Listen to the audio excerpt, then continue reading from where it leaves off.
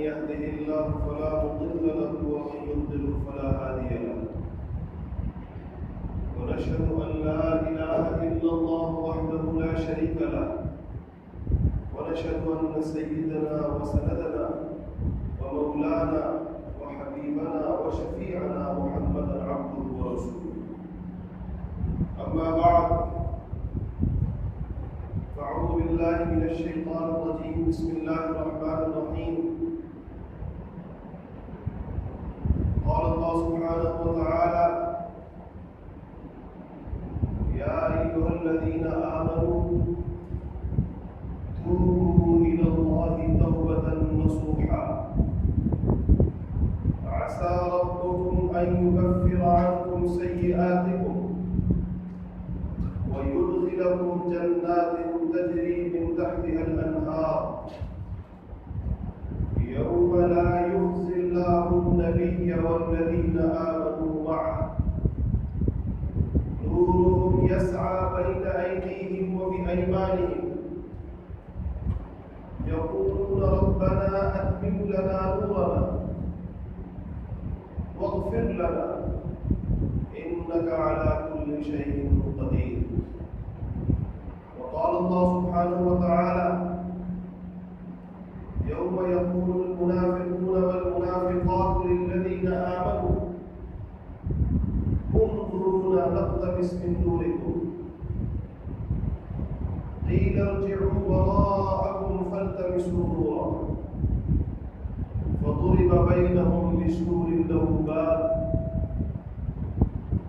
باطنه فيه الرحمة وظاهره من قبله العذاب. عزیزان گرامی،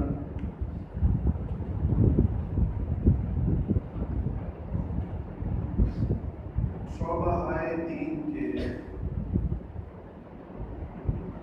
500 ارکان میں سے ایک سے بات چل رہی تھی. ایمانیات میں سے ہم نے توحید پر بات کی، عبادات میں سے ہم نے نماز پر بات کی، معاملات میں سے ہم نے سود پر بات کی. آج جو چوتھا شعبہ ہے اخلاقیات کا،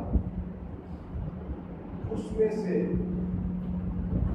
اس رکن پر بات ہوگی جو اخلاق حسنہ کی بنیاد ہے.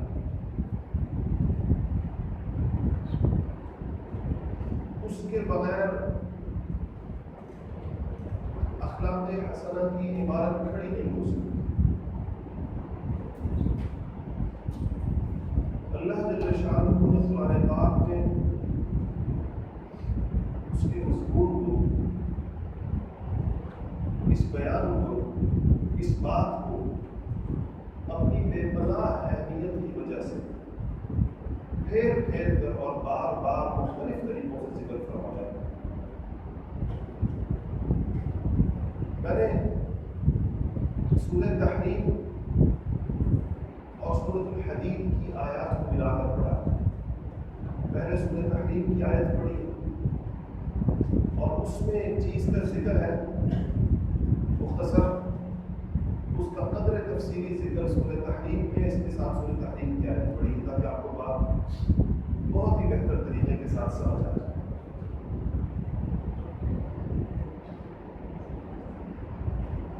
اللہ جل شانہ فرما رہے ہیں اس سورہ تحریم کی جو آیت ہے، اس کا جو اس سے پچھلی جو آیت ہے اس کا جو بیان ہے کہ اے ایمان والو، اپنے آپ کو اور اپنے گھر والوں کو اور اپنے بچوں کو آگ سے بچاؤ. یا ایھا الذین آمنوا قوا انفسکم واہلیکم نارا. بچاؤ، وہ کہتے ہیں بچانے کو. بچاؤ اپنے آپ کو اور اپنے گھر والوں کو، اپنے اہل بیت کو، اپنے خاندان کو آگ سے بچاؤ. اور میں کہہ رہے ہیں یہ وہ آگ نہیں ہے جو تم دنیا میں دیکھتے ہو، جو لکڑیوں سے جلتی ہے. تمہارا یہ خیال اور مغالطہ نہ ہو کہ شاید وہ دنیا والی آگ ہے جو تندور کے اندر ہوتی ہے، جو چولہے کے اندر ہوتی ہے.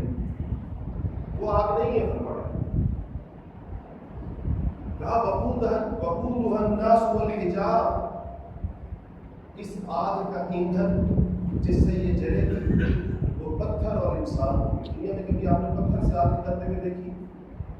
دنیا میں تو آگ لکڑی کی ہوتی ہے یا ان چیزوں کی ہوتی ہے جو جل سکتی ہیں۔ اللہ فرمانے کی جہنم کی آگ، اس میں پتھر بھی آگ نکالیں گے اور جو انسان اس میں ڈالے جائیں گے وہ بھی آگ کا ایندھن بن جائیں گے، ان سے بھی آگ نکلے گی۔ علیہا ملائکۃ غلاظ شداد، کہا کہ اور جو داروغے ہوں گے جہنم کے، وہ فرشتے جن کی ڈیوٹی جہنم کے اوپر ہوگی، ملائکہ غلاظ بھی ہوں گے اور شداد بھی ہوں گے، انتہائی پرشروع، جھڑک کر اور سختی کے ساتھ بات کرنے والے، ڈانٹنے والے، قریب المنظر، ان کو دیکھ کر ہیبت اور خوف، اور ان کی آوازیں انتہائی خوفناک اور درست۔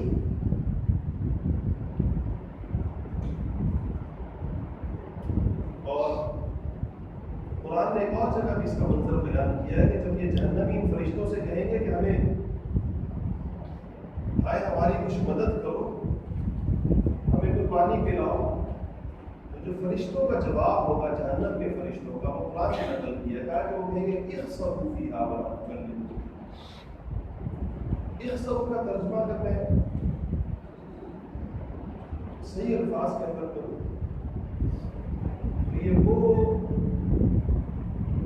یہ وہ آواز ہے جو بعض زبانوں کے اندر کتوں کو بھونکنے کے اوپر جس سے روکا جاتا ہے۔ فرشتے کہیں گے کہ بھونکو مت، ہم سے بات مت کرو، ہم سے کچھ مت کرو۔ انہی فرشتوں کا بیان ہے کہ وہ غلاظ شداد ہوں گے۔ اور پھر کہا کہ لا یعصون اللہ ما امرهم، اور ایک بات یہ بھی تمہارے ذہن میں رہے کہ یہ نہیں ہوگا کہ تمہاری چیخ و پکار سے ان کے دل نرم پڑ جائیں گے، وہ اللہ تعالیٰ کی نافرمانی کرنا جانتے ہی نہیں ہیں، ان کو حکم یہی ہے کہ تمہیں عذاب دیا جائے، اس لیے ان کے دل بھی نہیں پسیجیں گے، دل نرم نہیں پڑیں گے۔ اس بیان کے بعد ظاہر بات ہے کہ ایک مومن کا دل دہل جاتا ہے، اس کو اپنی آخرت اور اپنی عاقبت کی فکر پڑ جاتی ہے، تو پھر اس کا فوراً اس کے ذہن میں یہ آتا ہے کہ یا اللہ رستہ کیا ہے، وے آؤٹ کیا ہے، بچنے کی صورت کیا ہے۔ اس کا بیان ہے جو آیت میں نے آپ کے سامنے پڑھی کہ فرمایا کہ یا ایھا الذین آمنوا توبوا الی اللہ توبۃ نصوحا، کہ ایمان والو توبہ کرو مگر توبہ نصوحا کرو۔ توبہ کہتے ہیں پلٹ آنے، توبہ کا جو لغوی معنی ہے وہ ہے پلٹ آنا۔ قرآن میں یہ دو لفظ بڑے استعمال ہوتے ہیں، ایک توبہ استعمال ہوتا ہے اور ایک استغفار استعمال، دونوں آپ نے سنے ہوئے۔ انبیاء علیہ السلام دونوں طرف توبوا الی اللہ استغفروا ربکم، استغفار کا بھی حکم دیا کرتے تھے، توبہ کا بھی حکم دیا کرتے تھے۔ فرق کیا ہے دونوں؟ توبہ لوٹ آنے کو کہتے ہیں، یعنی ایک بندہ اللہ جل شانہ کے احکامات کی بجائے، اللہ تعالیٰ کے رستے کی بجائے اپنے نفس کی وجہ سے یا شیطان کی وجہ سے کسی دوسرے رستے پر چلا گیا، شیطان کے رستے پر چلا گیا، وہاں اس کو تنبہ ہوا، اس کو خیال آیا، اللہ کی رحمت اس کی جانب متوجہ ہوئی اور وہ واپس پلٹ آیا اللہ کی طرف۔ اس پلٹنے کو توبہ ہے جو ہمیں صبح و شام کرنی چاہیے۔ لیکن یہاں قرآن نے کہا ہے توبہ نصوحا، یہ لفظ نصوحا، توبۃ نصوحا، اس نصوحا کی تفسیر میں مفسرین کے 20 اقوال ہیں کہ وہ کون سی توبہ ہوگی جو توبہ نصوحا کہلائے گی، کیونکہ یہ تو توبہ کے ساتھ ایک شرط لگا دی ہے، صفت لگا دی ہے، وصف لگا دی ہے کہ ایسی توبہ اللہ کہہ رہے ہیں مجھے چاہیے جو توبہ نصوحا۔ اس پر مختلف حضرات کی میں نے عرض کیا کہ اقوال ہیں۔ ایک مفسر کہتے ہیں کہ توبہ نصوحا اس توبہ کو کہتے ہیں جس میں انسان گناہ کو اپنے جسم سے اکھاڑ ہے۔ یہ وہ توبہ نہیں ہے کہ زبان سے توبہ توبہ اور عمل کے اندر پھر پھیر کر اس گناہ کو دوبارہ کرنا. ایک دوسرے مفسر لکھتے ہیں کہ جو توبہ نصوحہ ہے اس کے 3 اجزاء ہیں. 3 اجزاء اس میں ہیں. یہ 3 چیزیں پوری ہوں گی تو توبہ نصوحہ کے رہے. پہلی چیز یہ ہے کہ انسان اس گناہ کے اوپر اس کو ندامت ہو، شرمندگی ہو. اور ندامت اور شرمندگی کے لیے ضروری کیا ہے کہ گناہ کو گناہ سمجھے کر. انسان کی بڑی بدبختی ہے اور اس کے دل کی سختی کی اور شقاوت کی علامت ہے کہ وہ گناہ کو گناہ سمجھنے کی بجائے اس کو جسٹیفائی کرنا شروع کر. جیسے کہ آج کل لوگ کرتے ہیں. لوگوں کو اللہ کا حکم بتایا جاتا ہے کہ پردہ اللہ کا حکم ہے، تو ہمیں آگے سے کیا کہتے ہیں؟ اصل پردہ تو آنکھوں کا ہوتا ہے، یعنی اصل پردہ تو دل کا ہوتا ہے، اور اصل پردہ تو فلانی چیز کا ہوتا ہے، اصل پردہ تو ایسا ہوتا ہے. جو پردہ شریعت نے کہا ہے اس کے علاوہ اس پردے کی 100 قسم کی اور تشریحات کریں گے. اصل پردے کے اوپر نہیں ہے کیونکہ نفس نہیں مانتا. لوگوں سے کو حکم پہنچا کہ سود حرام ہے تو کیا کہتے ہیں؟ یہ بینکوں کا سود وہ والا سود نہیں ہے، وہ جو حرام سود ہے یہ وہ نہیں ہے. میں نے آپ کو پچھلے جمعے بتایا تھا کہ لکھنے والوں نے یہ بھی لکھا ہے کہ یہ خنزیر وہ خنزیر نہیں ہے جو حرام ہے. وہ غلاظت کھاتا تھا، یہ تو فارموں میں پلتے ہیں اور اچھی جگہوں کے اوپر صحیح کھانے کھاتے ہیں. لوگوں نے یہ تک لکھا ہے کہ یہ شراب وہ شراب نہیں ہے کیونکہ وہ شراب تو انگور کو سڑا کر بنائی جاتی تھی، ہائیجینک نہیں تھی. یہ تو بڑے اچھے طریقے سے بنائی جاتی ہے. تو گناہ کو گناہ نہ سمجھنا یا گناہ کو جسٹیفائی کرنا، اس کی کوئی تعبیر کرنا اپنی جہالت کے باوجود، یہ توبہ کے راستے کی سب سے بڑی رکاوٹ ہے. ایسے انسان کو توبہ کی توفیق کبھی نہیں ہو سکتی. اس سے نہیں ہو سکتی کہ توبہ تو گناہ سے کی جاتی ہے. جب وہ گناہ کو گناہ ہی نہیں سمجھ رہا تو توبہ کس چیز سے کرے گا؟ وہ تو گناہ کو ٹھیک سمجھ رہا ہے. تو اللہ تعالیٰ نے پہلی چیز جو اس توبہ کا رکن بتایا توبہ نصوحہ کا، کہ گناہ کو گناہ سمجھنا، اس کے اوپر شرمندہ ہونا، اس کے اوپر اپنے آپ کو مجرم سمجھنا، اس پر ایک ندامت کا ہونا. اس معاملے میں ہم نے مشاہدہ یہ کیا ہے کہ بعض بڑے گناہ گار قسم کے لوگ نسبتاً دیندار لوگوں سے زیادہ بہتر ہوتے ہیں. یہ جو چور ڈاکو بدماش قسم کے لوگ ہوتے ہیں، آپ جو کبھی مسجدوں میں قریب بھی نہیں آئے ہوتے، کبھی آپ ان سے پوچھیں یہ گناہوں کو کب جسٹیفائی کریں گے. اکثر کہتے ہیں بس ہم بڑے گناہ گار ہیں، معاملے بات کریں، بس ہم تو سب گناہوں کے اندر ڈوبے ہوئے. اور یہ جن کو تھوڑا بہت نیکی کا ذام ہو جاتا ہے ان کو پھر اپنے گناہ نہیں لگتے. پھر یہ سمجھتے ہیں کہ ہم تو نیک لوگ ہیں، نمازیں پڑھتے ہیں، روزے رکھتے ہیں، تہجدیں پڑھتے ہیں، اب ہم سے گناہ کا اثر زد ہو سکتا ہے، ہم تو جو کرتے ہیں وہ سب ٹھیک ہوتا ہے. تو یہ بڑی خطرے والی چیز ہے پہلی چیز. دوسرا جز یہ ہے کہ جس وقت توبہ کی جائے گی تو اس گناہ کو اس نے کلیتاً اور یکلف چھوڑ دیا. یہ نہیں ہو سکتا کہ گناہ بھی چل رہا ہے اور اسی آنے واحد میں توبہ کے ساتھ چل رہا ہے.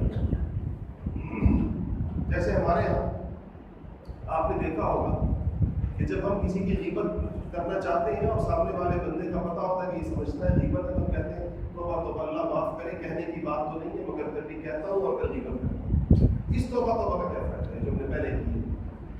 یعنی گناہ کرنے سے پہلے، غیبت کرنے سے پہلے، بہتان لگانے سے پہلے کہتے ہیں توبہ.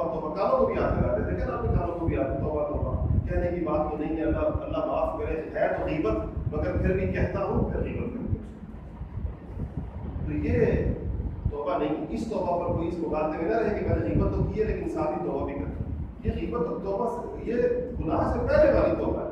توبہ تو گناہ کے بعد اور گناہ سے ہٹ کر، گناہ کو چھوڑ کر، گناہ پہ شرمسار ہو کر کی جاتی ہے.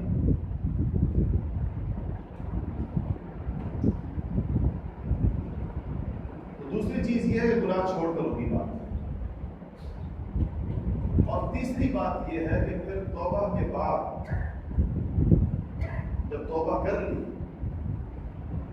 تو ایک تو اللہ تعالیٰ سے اس کی قبولیت کی تو امید ہوتی ہے اور قبول نہ ہونے کا خوف بھی ہوگا، کہیں رد نہ ہو گئی ہو. لیکن قبول غالب ہوگی کہ انشاءاللہ ہم آپ نے قبول کر لیا.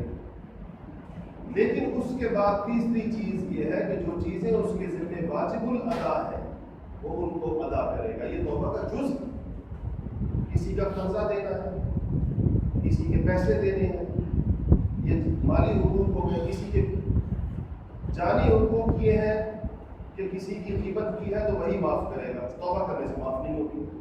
کسی پر بہتان لگایا ہے تو وہی معاف کرے گا, توبہ کرنے سے معاف نہیں ہوگی. کسی کی عزت اچھالی ہے, کسی کو بے عزت کیا ہے, کسی کو مارا پیٹا ہے, کسی پر ظلم زیادتی کی ہے, تو قانون الہی یہ ہے کہ یہ چیزیں وہی لوگ معاف کریں گے جن کے ساتھ یہ ظلم ہوا ہو. یہ انسانوں کی بابت ہو گیا. اور اللہ تعالیٰ کی بابت یہ ہے کہ اللہ تعالیٰ نے جن عبادات کو فرض کیا تھا اور چھوٹ جانے کی صورت کے اندر ان کی قضا رکھی تھی, ان کی قضا کرے. قضا نمازیں پڑھے گا, قضا روزے رکھے گا. حج فرض تھا اور ابھی تک نہیں کیا تو حج کرے گا. زکوٰۃ اس کے ذمہ ماضی میں ہر سال آتی رہی ہے اور یہ نہیں دیتا رہا تو ساری زکوٰۃ کا حساب کر کے وہ ساری دے گا. یہ چیزیں بھی توبہ سے معاف نہیں ہوتی کہ انسان نے کہا میں نے توبہ کر لی, بس میرے ذمے سے نمازیں روزے حج زکوٰۃ سارے ختم ہو گئے. ایسا نہیں ہوتا. ان تینوں کاموں کو جو بندہ کرے گا تو اس کی توبہ توبہ نصوحہ ہے. اللہ جل شانہ اس کے سارے پچھلے گناہوں کو معاف فرمائے. اعلان کیا ہے کہ میرے بندو جنہوں نے اپنے نفسوں پر ظلم کیا ہے, لا تقنطوا من رحمت اللہ, میری رحمت سے مایوس مت. توبہ کا دروازہ میں نے کھلا ہے. پھر کیا ہوگا؟ جو آیت میں نے آپ کے سامنے پڑھی, اللہ فرماتے ہیں جب کر لی تم نے یہ توبہ, ہم نے مان لی تمہاری یہ توبہ, اب کیا ہوگا؟ اب یہ ہوگا کہ عسیٰ ربکم ان یکفر عنکم سیئاتکم, اللہ جل شانہ تمہارے گناہوں کو, تمہاری خطاؤں کو, تمہاری کوتاہیوں کو, تمہاری غفلتوں کو, تمہاری معصیتوں کو معاف فرما دے. وَيُدْخِلَكُمْ جَنَّاتٍ تَجْرِي مِن تَحْتِهَا الْأَنْهَارُ, اور اللہ جل شانہ تمہیں ایسی جنت میں داخل فرمائیں گے جس کے نیچے نہریں بہ رہی ہیں. اور یاد رکھنا کہ یہ عام دن نہیں ہوگا. یوم لا یخزی اللہ النبی والذین آمنوا معہ, بڑا سخت دن ہوگا, لیکن اس سخت دن کے بارے میں اللہ جل شانہ کا فیصلہ یہ ہے کہ نبی اور نبیوں کے ساتھی اور نبیوں کے رستے پر چلنے والوں کو لا یخزی اللہ, اللہ فرمانے میں ان کو رسوا نہیں کروں گا. انبیاء کو رسوا نہیں کروں گا. والذین آمنوا معہ, اور جو لوگ ان کے ساتھ ایمان لائے ہیں. یہ سند کس کو دی جا رہی ہے؟ صحابہ کرام, حضرات صحابہ کو. پہلے والذین آمنوا معہ کون لوگ ہیں؟ نبی کے ساتھ کون ایمان لائے؟ یہی صحابہ ایمان لائے. ان کو سند دی جا رہی ہے کہ میں ان کو بھی رسوا نہیں کروں. کتنے بدبخت ہیں وہ لوگ جو اس دنیا کے اندر حضرات صحابہ کو برا بھلا کہتے ہیں.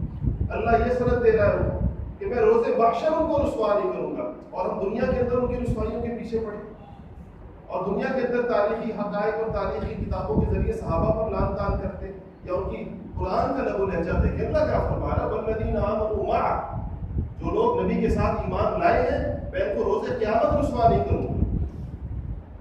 نورہم یسعی بین ایدیہم وبایمانہم, اللہ فرما رہے کہ قیامت کے دن ان کی پہچان کیا ہوگی؟ ان سب لوگوں کی, یہ توبہ کرنے والوں کی بھی اور نبیوں کی بھی اور نبی کے ساتھ ایمان لانے والوں کی بھی اور نبی کے راستے پر چلنے والوں کی بھی. ان کی ایک علامت اور ان کی ایک پہچان ہوگی, ان کا ایک سٹیٹس ہوگا جو اللہ کی طرف سے دیا جائے گا. اور وہ کیا ہے؟ نورہم یسعی بین ایدیہم. اللہ کہتے ہیں کہ آگے پیچھے نور ہو. جیسے اس دنیا کے اندر بعض لوگ اپنے پروٹوکول کے لیے آگے پیچھے گاڑیاں رکھتے ہیں, آگے پیچھے گارڈز رکھتے ہیں, یا آگے پیچھے بعض لوگ ضرورت بھی ہوتی ہے, بعض اوقات پیسے شوق بھی ہوتا ہے. تو اللہ فرما رہے کہ ان کو روز محشر ان کا پروٹوکول یہ ہوگا, ان کی عزت یہ ہوگی کہ نورہم یسعی بین ایدیہم وبایمانہم, ان کے آگے اور پیچھے نور ہوگا, پہچانے جائیں گے اس کی بنیاد پر. لیکن یہ لوگ دنیا کے اندر اس کے پاس پروٹوکول ہوتا ہے, کیسی اس کی گردن تنی کی ہوتی ہے اور کتنا اس میں سریا ڈلا ہوا ہوتا ہے.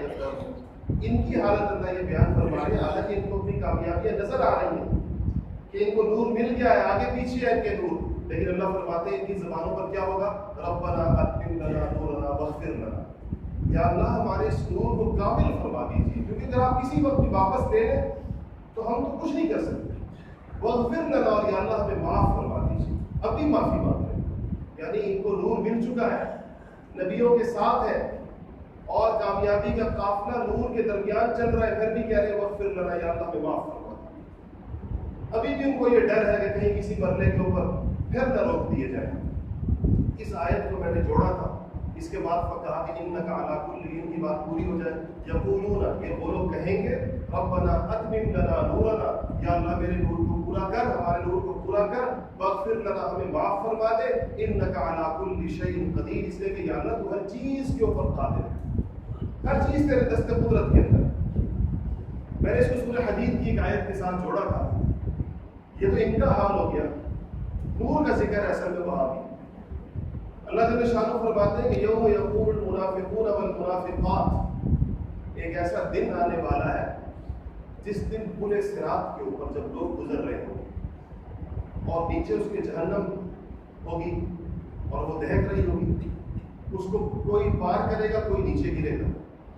اس دن کہا کہ یقول المنافقون والمنافقات، کہ منافق مرد اور منافق عورتیں یہ آواز لگائیں گی للذین آمنوا، اہل ایمان، انظرونا، ٹھہرو، صبر کرو، ہمارا انتظار کرو، نقتبس من نورکم، یہ جو تمہارے ساتھ نور اور روشنی ہے جس کی وجہ سے تم چل رہے ہو اس کے اوپر، ذرا ٹھہرو، ہمیں بھی ساتھ لے چلو، تمہاری روشنی کے اندر ہم بھی سفر کرنا چاہتے ہیں۔ اہل ایمان سے کہیں گے، وہ جواب کیا دیں گے اہل ایمان ان کو؟ قیل، وہ کہیں گے، کہا جائے گا ان کو، ارجعوا وراءکم، واپس جاؤ دنیا میں، یہاں تو کچھ نہیں ملتا، یہاں جو کچھ ہے وہ لوگ دنیا میں اپنے ساتھ لے کر آتے ہیں۔ ارجعوا وراءکم فالتمسوا نورا، وہاں جا کر اپنا نور طلب کرو، یہ نور تو یہاں جو ملا ہے یہ تو اعمال کا نور ہے، اور اعمال تو دنیا میں کیے جاتے ہیں، دارالعمل تو دنیا ہے، آخرت میں تو عمل ہوگا نہیں، وہ تو روز جزا ہے، وہاں تو فیصلے ہونے۔ کہا جائے گا ان سے، کہیں کہ ارجعوا وراءکم فالتمسوا نورا، جاؤ دنیا میں جاؤ، دوبارہ عمل کرو اور نورانی عمل کرو اور اللہ کو راضی کرنے والے عمل کرو، پھر نور لے کر آ جاؤ یہاں۔ جیسے ہی وہ یہ بات کہیں گے، آگے قرآن کہتا ہے فَضُرِبَ بَيْنَهُم بِسُورٍ، ان دونوں کے درمیان دیوار کھڑی کر دی جائے گی۔ ابھی تک تو یہ ان کے نور کو دیکھ رہے تھے، اسی نے آواز بھی دی ہے کہ انظرونا، ٹھہرو، ہمیں ساتھ لے چلو۔ فَضُرِبَ بَيْنَهُم بِسُورٍ، اب ان کے درمیان دیوار کھڑی کر دی جائے گی، لہو باب، اس دیوار کے اندر ایک دروازہ بھی ہو۔ منظر اب کیا بن گیا اس کے بعد؟ قرآن کہتا ہے کہ باطنہ فیہ الرحمہ وظاہرہ من قبلہ العذاب، اب اس دیوار کے ایک پار تو جنتی ہیں اپنے انوارات کے ساتھ، تو وہ رحمت ہی رحمت ہے، جنتی ہیں ان کو جنت دکھائی جا رہی ہے، وہ رحمت ہے، اور دوسرے پار جہنمی ہیں اپنے عذابوں کے ساتھ، قرآن کہتا ہے کہ وہاں پر اس کی طرف دوسری طرف جو ہے وہ کیا ہے؟ وظاہرہ من قبلہ العذاب، اس کی دوسری طرف عذاب۔ یہ جو منظر کشی اللہ جل شانہ فرماتے ہیں پوری کی پوری، ایسے لگتا ہے انسان کی نگاہوں کے سامنے جیسے کوئی منظر چل رہا ہو، یہ کس وجہ سے؟ یہ اس وجہ سے ہے کہ اس دنیا میں لوگوں کو بار بار ان کے دل کے دروازے کھٹکھٹا کے بتایا جائے کہ یہ وقت ہے توبہ کا،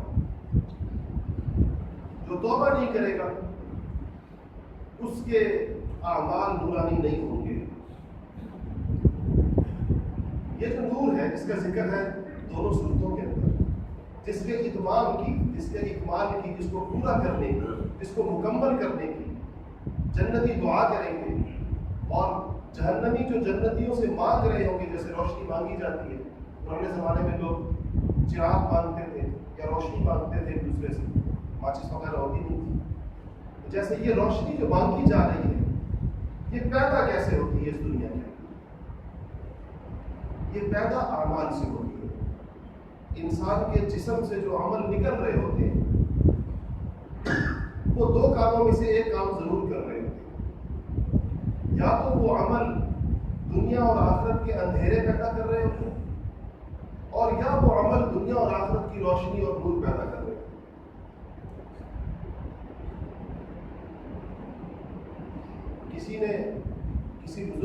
پوچھا تھا یہ جو اللہ والے ہوتے ہیں ان کے چہرے اتنے خوبصورت کیوں ہوتے ہیں، ایسے نورانی کیوں ہوتے ہیں؟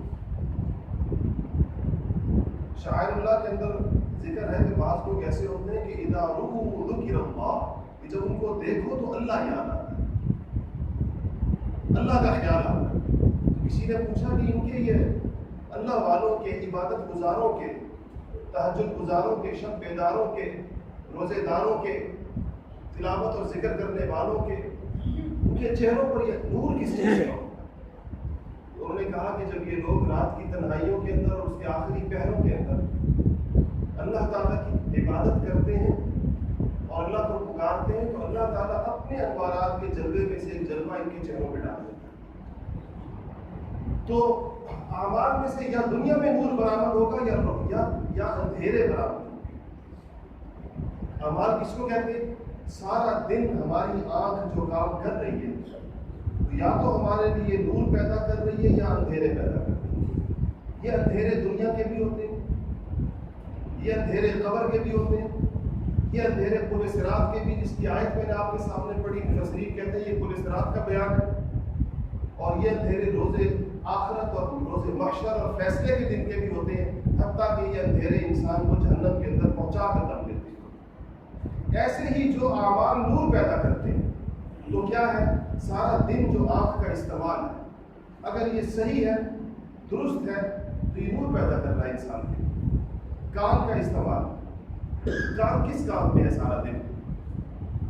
زبان کا استعمال ہے، زبان سارا دن کیا کر رہی ہے؟ بعض زبانیں سارا دن جھوٹ بول رہی ہیں، سارا دن غیبت کر رہی ہیں، سارا دن چغلیاں چل رہی ہیں، بہتان تراشی ہو رہی ہے۔ اب آپ بتائیں کہ یہ زبان کیا بنا رہی ہے؟ یہ کیا چیز، اس کی پروڈکشن کیا ہے؟ اس طرح چیز کی پروڈکشن ہوتی ہے، ہمارے جسم کی بھی پروڈکشن ہے جو روزانہ ہوتی ہے۔ سارے دن کا حساب ہوتا ہے مختلف اوقات کے اندر۔ ہمارے یہاں ہم جن اسلامی بینکوں کے معاملات کو دیکھتے ہیں تو ہر روز کی کلوزنگ ہوتی ہے کہ آج سارا دن کیا ہوا۔